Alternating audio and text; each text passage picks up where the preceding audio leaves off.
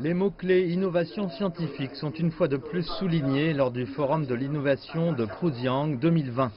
Le thème de cette année, coopération de la science et de la technologie et la co-gouvernance de l'innovation. En tant que pays d'honneur, la Serbie participe à la conférence via une plateforme virtuelle.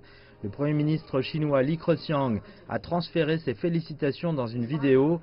Il dit que la Chine va promouvoir les échanges internationaux, coopérer dans la technologie et stimuler le progrès technologique en construisant des plateformes encore plus innovantes.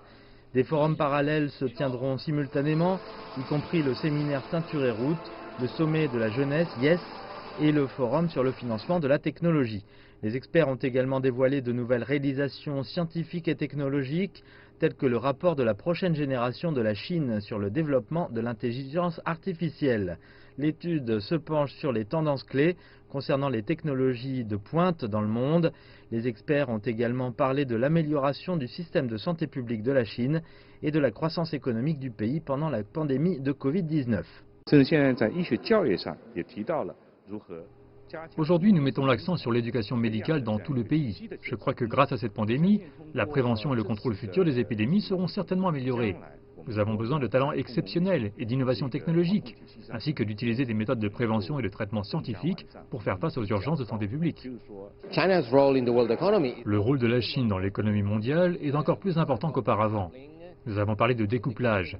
Mais le vrai découplage, c'est que l'Occident connaît une croissance négative de son PIB, alors qu'en Asie et d'autres pays comme la Chine ont une croissance positive du PIB. Donc vraiment, la croissance mondiale dont le chiffre sera connu à la fin de 2020 ne sera faite que grâce à la Chine et à d'autres pays. C'est un développement positif pour la Chine et ils verront qu'ils sont les bénéficiaires de la croissance de la Chine. Ces dernières années, les experts affirment que la Chine a établi une coopération scientifique et technologique avec plus de 160 pays.